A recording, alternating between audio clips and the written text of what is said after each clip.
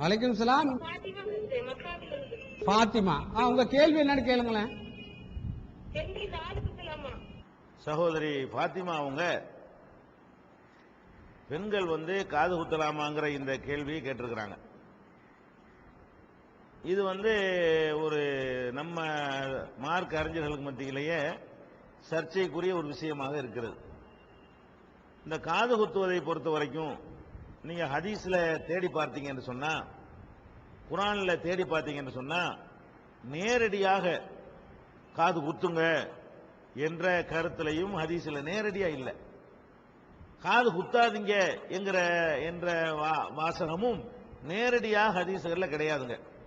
அப்ப நேரடியாக ஒரு விஷயம் இல்லை என்று சொன்னால், அப்ப நம்ம வேற ஆதாரங்களை வைத்துக் கொண்டுதான் அது கூடுமா கூடாதா என்று தீர்மானிக்க வேண்டும். அப்ப நம்ம குர்ஆனை எடுத்து நம்ம ஆய்வு செய்கிறோம், ஹதீஸை எடுத்து ஆய்வு செய்கிறோம். அந்த ஆய்வு செஞ்சு பார்த்தோம்னு சொன்னா, இந்த காது குத்துவது என்பது பல குர்ஆன் வசனங்களுக்கும் நபிகள் நாயகம் ஸல்லல்லாஹு அலைஹி வஸல்லம் உடைய பல எச்சரிக்கைகளுக்கும் எதிராக இருக்கிறது நீங்க விளங்கிக் கொள்ளலாம். எப்படியெல்லாம் எதிராக இருக்கிறது?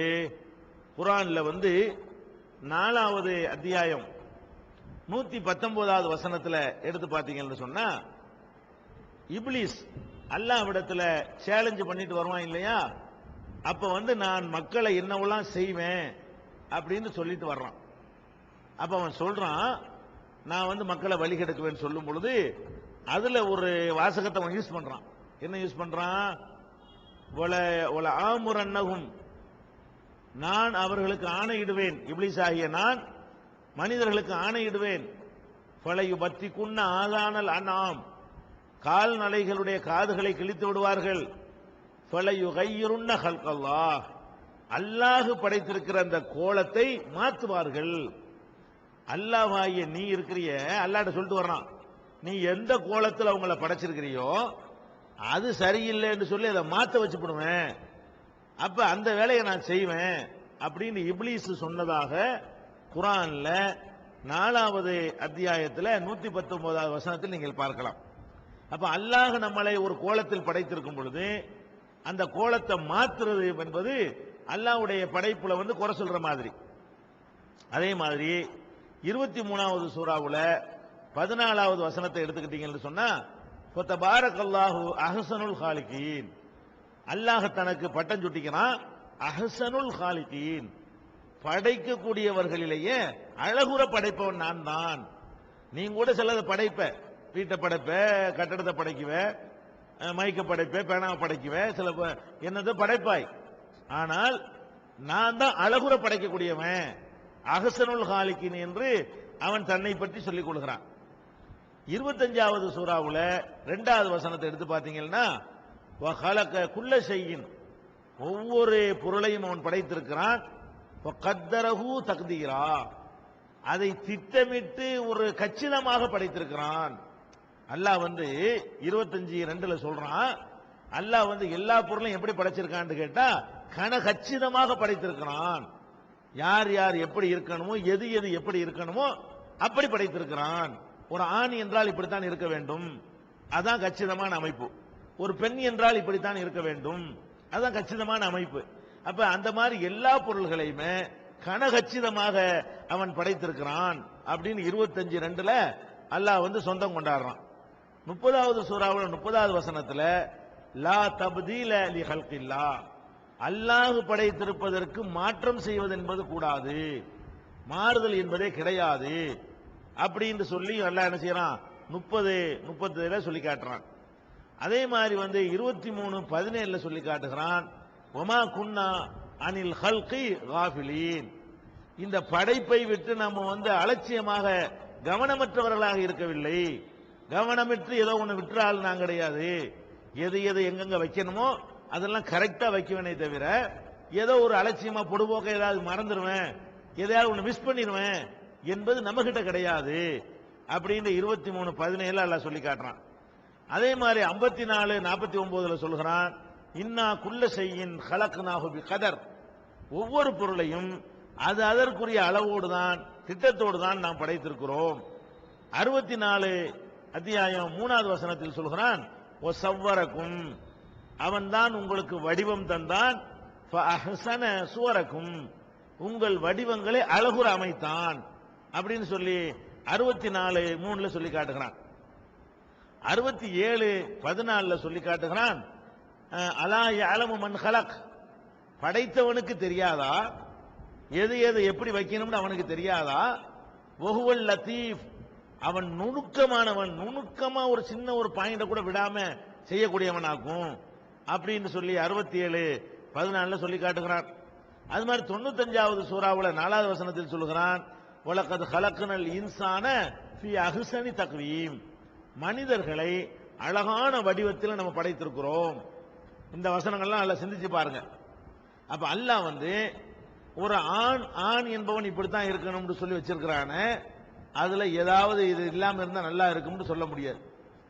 ஒரு பெண்ணுண்டா இன்னென்ன மாதிரி இருந்தா தான் ஒரு பெண்ணு, அதான் பெண்மைக்கு உள்ள அழகுன்னு வச்சிருக்கிறான் அல்லாஹ். இப்ப நம்ம காது குத்துறவங்க என்ன செய்யறாங்கன்னு கேட்டா, இந்த இடத்துல ஒரு காதுல ஒரு துவாரம் இருந்திருக்குன்னு அல்லாஹ் வந்து மிஸ் பண்ணி விட்டான், இதையும் சேர்த்து வைக்கிறது தான் அழகு அப்படின்னு நம்ம சொல்றோம்.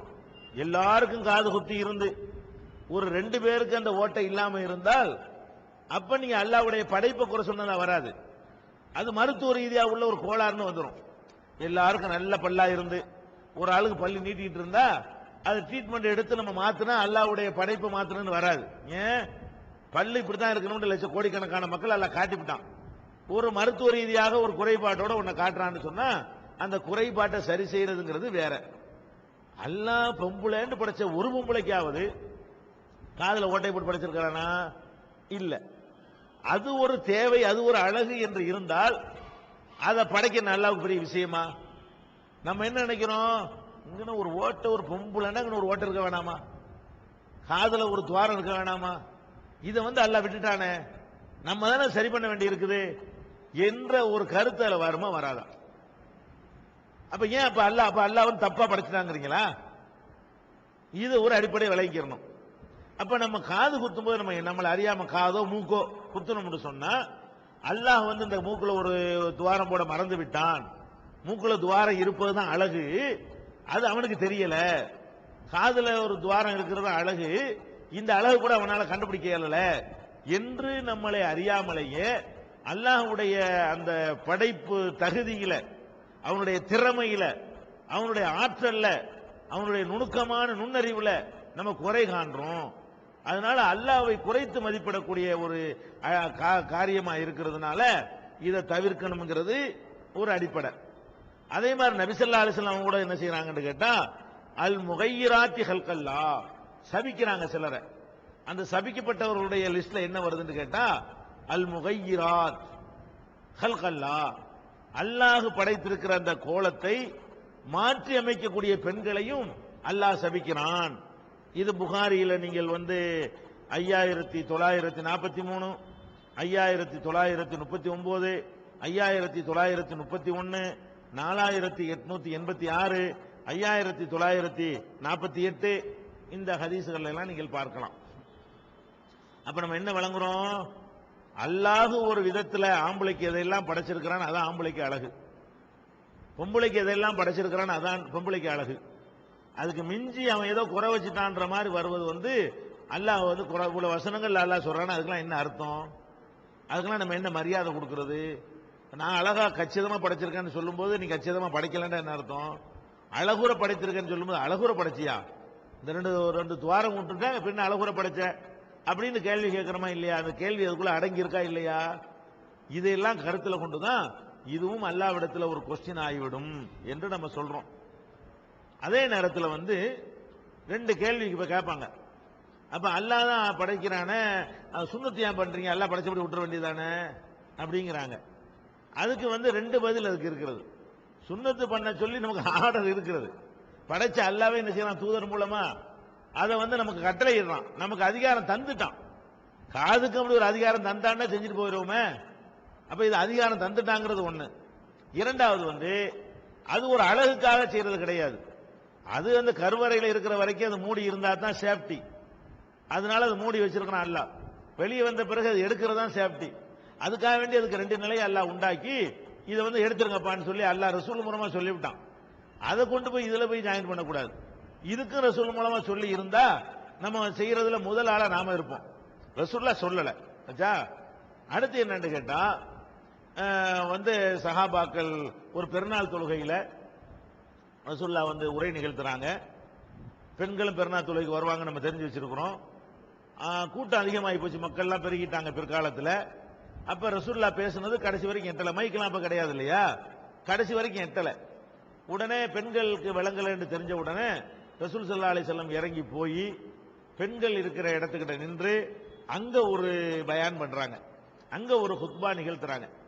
நிகழ்த்தின உடனே அதுல முக்கியமா அவங்க வந்து தர்மம் செய்யறதை பத்தி வலியுறுத்துறாங்க. ஏழைகளுக்கு உதவுவதற்காக வேண்டி தான தர்மங்கள் நிறைய செய்யுங்க, அந்த வகைக்காக வேண்டி நீங்க தர்மம் செய்யுங்கன்னு சொல்லி ஆர்வம் ஊட்டுறாங்க. உடனே அந்த தர்மங்களை கூட திரட்டி பைத்துல் மால்ல வைத்துக் கொண்டு ஏழைகளுக்கு கொடுக்கலாங்கிறது இது ஒரு முன்மாதிரி.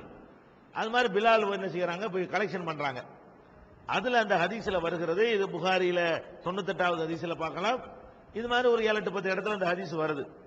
அதுல என்ன வருது, பெண்கள் வந்து தங்கள் காது வளையங்களை கலட்டி போட்டாங்கன்னு வருது.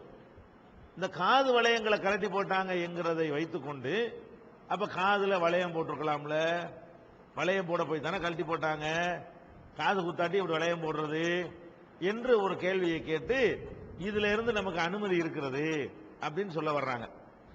ஹதீஸ்ல ரசூல்லா உன்னை அனுமதிச்சாங்கன்னு சொன்னா அது அனுமதி தான், அதுல எந்த மாற்று கருத்தும் கிடையாது. ஆனா இதுல எதுக்கு அனுமதி இருக்குது, குத்துறதுக்கு அனுமதி இருக்குதா, ஏற்கனவே குத்தி இருந்தால் பரவாயில்லை என்பதற்கு அனுமதி இருக்குதா? காது குத்த அனுமதி இருக்குன்னு நம்ம சொல்வதாக இருந்தால் எப்படி காட்டணும், ரசூல்லா முன்னால் ஒரு பெண் வந்தாங்க, அவங்க முன்னில வச்சு காது குத்துனாங்க, ரசூல்லா பார்த்துக்கிட்டு இருந்தாங்கன்னா காது குத்துறத அனுமதிக்கிறாங்கன்னு அர்த்தம்.